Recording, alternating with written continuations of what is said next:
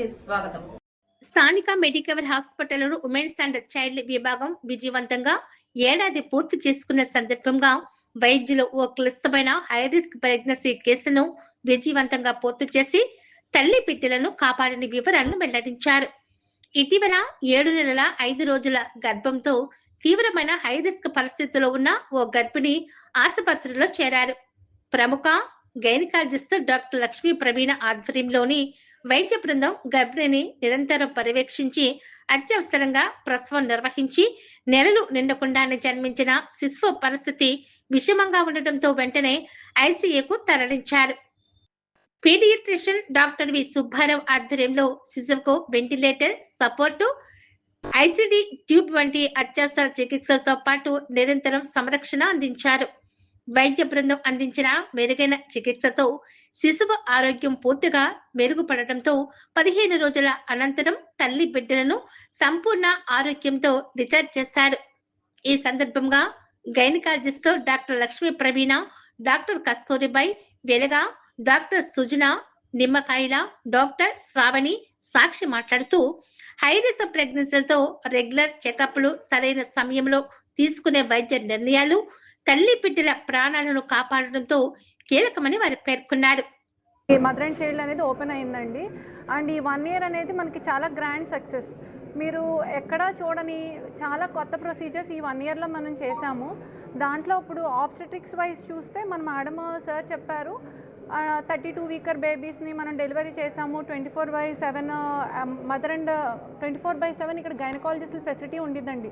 అంటే మేము 4 members gynaecologist ఉన్నారు. సో మీకు గైనకాలజిస్ట్ ఉండరు అనే డౌటే అవసరం లేదండి. కంటిన్యూస్గా 24/7 గైనకాలజిస్ట్ మీకు అవైలబుల్గా ఉంటారు. అండ్ దాంతోపాటు 1-to-1 కేర్ కూడా మేము ఇవ్వగలం. అంటే మనం కొంతమందికి మనకి ఇక్కడ deluxe room facilities, high and facilities కూడా ఉన్నాయి. ఆ ఫెసిలిటీ కోరుకునే వాళ్ళకి మనం 1-to-1 కేర్ కూడా ఇస్తాము. అండ్ 24/7 లెవెల్ 3 పీడియాట్రిక్ ఫెసిలిటీస్ ఉన్నాయి. సో ఇవన్నీ మనకి అవైలబుల్గా ఉండడం వల్ల అండ్ మా మెయిన్ ఫోకస్ కూడా ఏంటంటే evidence based medical care provide చేయడమే మా మెయిన్ ఫోకస్. అండ్ మేము పేషెంట్కి ఇన్ఫార్మ్డ్ డెసిషన్ మేకింగ్, అంటే మనం వాళ్ళ కండిషన్ ఏంటో అర్థమయ్యి వాళ్ళు కాన్ఫిడెంట్గా డెసిషన్ తీసుకునే సపోర్ట్ అనేది మేము అందిస్తాం. క్లియర్ కట్గా వాళ్ళ ప్రాబ్లం ఏంటో చెప్పి ఏదైతే బాగుంటుంది అని పేషెంట్తో డిస్కస్ చేసి ఆ టైం ఇచ్చి మేము ఆ ట్రీట్మెంట్ అనేది ప్రొవైడ్ చేస్తున్నాం. అండ్ ఆప్స్కు వచ్చేటప్పటికి మనం 28 వీకర్ బేబీస్ని కూడా ఇక్కడ సేవ్ చేయడం జరిగింది.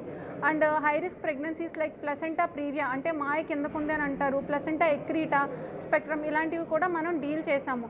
అండ్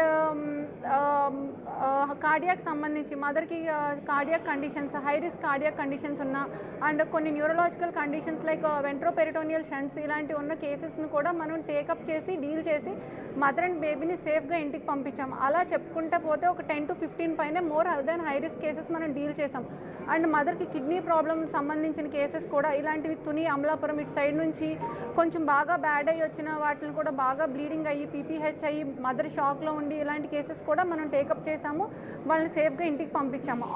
ముఖ్య ఉద్దేశం మీ అందరికీ తెలిసిందే, దాదాపు 1 ఇయర్ బ్యాక్ మన మెడికవర్ హాస్పిటల్ కాకినాడలో ప్రత్యేక ఉమెన్ అండ్ చైల్డ్ విభాగం మన పెద్దాపురం శాసనసభ్యులు శ్రీ నిమ్మకాయల చంద్రరాజప్ప గారు, పంతం నానాజీ గారు అండ్ మన తుమ్మల బాబు గారు చే ప్రారంభించడం జరిగింది. 1 ఇయర్ అయిందండి మనం ఈ ఉమెన్ అండ్ చైల్డ్ బ్లాక్ ప్రారంభించి.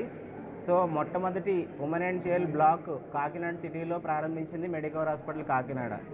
సో ఈ సందర్భంగా ఈ ప్రెస్ మీట్ ముఖ్య ఉద్దేశం ఏంటంటే, మనం రీసెంట్గా ఒక బేబీ డెలివరీ అయిందండి.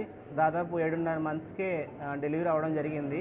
సో మదరు అండ్ బేబీ సేఫ్గా మా హాస్పిటల్ నుంచి ఇంటికి వెళ్ళారు. ఎందుకంటే చాలా క్రిటికల్గా ఇష్యూ అయింది బేబీకి. మేము చాలా కష్టపడి మా దగ్గర ఉన్న 3 పీడియాట్రిషియన్స్ అండ్ 4 గైనకాలజిస్టులు ఈ complete 24/7 team and post operative team and nurses staff సహాయంతో ఈరోజు బేబీ ఇంటికి వెళ్ళడం జరిగిందండి. సో దానికోసం వివరంగా మా పీడియాట్రిక్ డాక్టర్ సుబ్బారావు గారు, అలాగే గైనిక్ డాక్టర్ లక్ష్మీ ప్రవీణ గారు, doctor Sujana madam, doctor Kasturibai madam and doctor Sravani Sakshi madam and doctor Angar Ravi గారు ఉన్నారండి ఈ ఉమెన్ అండ్ చైల్డ్ విభాగంలో డాక్టర్స్ కానీ. సో డాక్టర్ మాటల్లో మొత్తం వివరంగా వివరిస్తారండి. సో ఏదైతే ఈ బేబీ 7.5 monthsలో డెలివరీ అయిందో చాలా అరుదుగా, అంటే చాలా రేర్ అండి, ఇది చాలా క్రిటికల్గా వెళ్ళింది. బేబీని రక్షించి మేము ఇంటికి పంపించడం జరిగింది. సో ఈ విషయం మీరు మీడియా ద్వారా కాకినాడ జిల్లా మొత్తం అందరికీ తెలియజేయాలని మనస్ఫూర్తిగా కోరుకుంటున్నానండి. Thank you. నమస్తే అండి, గుడ్ మార్నింగ్ అండి. నేను డాక్టర్ సుబ్బారావు అండి.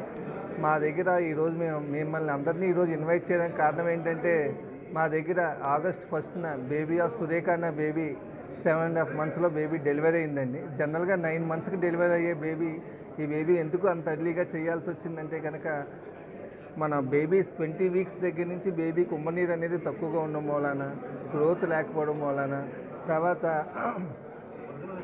బేబీ గ్రోత్ లేక ఎమర్జెన్సీగా డెలివరీ చేశాము. ఈ బేబీ మా సీనియర్ గైనకాలజిస్ట్ మేడం మదర్ గురించి డీటెయిల్స్ చెప్తారు. బేబీ పుట్టాక ఊపిరి తీసుకోవడం కష్టం అవ్వడం, బరువు అనేది తక్కువగా ఉండడం వలన ఎమర్జెన్సీగా ఐసీయూకి షిఫ్ట్ చేసి ఆక్సిజన్ లెవెల్స్ బాగా తక్కువ అవడం వలన వెంటిలేటర్ అనేది కనెక్ట్ చేసామండి. బేబీ ఎక్స్రే అనేది చూస్తే కనుక మనకి ఎక్స్రేలో న్యూమోథొరాక్స్ అనేది తెలిసింది. ఈ న్యూమోథొరాక్స్ అంటే ఏంటంటే కనుక, లంగ్స్ అనేవి కొలాప్స్ అయిపోతాయి, ఊపిరితిత్తులో కన్నం పడేదాన్ని న్యూమోథొరాక్స్ అంటాము. ఇది ఏం చేస్తుంది అంటే కనుక, బేబీని మనం వెంటిలేటర్ పైన పెట్టినా కూడా ఆక్సిజన్ లెవెల్స్ అనేవి మెయింటైన్ అవ్వు, బీపీ అనేది తగ్గిపోతూ ఉంటుంది, హార్ట్ రేట్ అనేది ఎక్కువైపోతుంది. అప్పుడు ఈ న్యూమోథొరాక్స్ అనేది ఏం చేస్తుందంటే, లంగ్స్ అనేవి ఊపిరితిత్తులు అనేవి ఎప్పుడు విడుచుకుంటూనే ఉండాలి, కొలాప్స్ అవ్వకూడదు. ఇది మన ఊపిరితిత్తులకి ఛాతి గోడకి మధ్యలో ఎయిర్ అనేది అక్యుములేట్ అయిపోతూ ఉంటుంది. దాని మూలాన బేబీని వెంటిలేటర్లో పెట్టినా కూడా ఆక్సిజన్ లెవెల్స్ అనేవి మెయింటైన్ అవ్వవు అన్నమాట. అందు గురించి మనం ఏం చేస్తామంటే కనుక, ఐసీడీ అనే ట్యూబ్ వేస్తాం. ఛాతిలోంచి బయట నుంచి ఒక ట్యూబ్ పెట్టి ఆ ఎయిర్ని రిమూవ్ చేయడానికి ప్రయత్నం చేస్తాం వెంటిలేటర్ పైన పెట్టి. అయినా కూడా ఈ బేబీ ఇంకా సీరియస్ అవ్వడం వలన 2 ట్యూబులు ఒకే వైపు వేసి స్లోగా బేబీని మనం ఇంప్రూవ్మెంట్ చేయడానికి ప్రయత్నించామన్నమాట. ఈ బేబీ మా ఐసీలో మొత్తం 14 రోజులు ఉంది, 11 రోజులు వెంటిలేటర్ పైన ఉంది. స్లోగా ఈ బేబీని అడ్జస్ట్ చేసుకుంటూ, బీపీ తగ్గిపోతే బీపీ మందులు పెట్టుకుంటూ, ఆక్సిజన్ లెవెల్స్కి తగ్గట్లు ప్రెషర్స్ పెంచుకుంటూ ఈ బేబీకి మనం ట్రీట్మెంట్ చేయగలిగాము. కానీ ఈ బేబీ మొత్తం 14 రోజుల్లో చాలా number of complications, calcium levels తగ్గిపోవడము, లేకపోతే జాండీస్ రావడము, ఇన్ఫెక్షన్స్ రావడం ఉంటే దానికి కావాల్సిన మనం ట్రీట్మెంట్ యాంటీబయాటిక్స్ అన్నీ చేసుకుంటూ ఉన్నాం అన్నమాట. మొత్తం 14 days తర్వాత ఈ బేబీని మనం డిశ్చార్జ్ చేసాం, బేబీని కంప్లీట్గానే. ఈ ఫాదర్ని మేము ఈ మొత్తం కోర్స్ ఆఫ్ ట్రీట్మెంట్లో ఫాదర్ని అప్రిషియేట్ చేయాలి.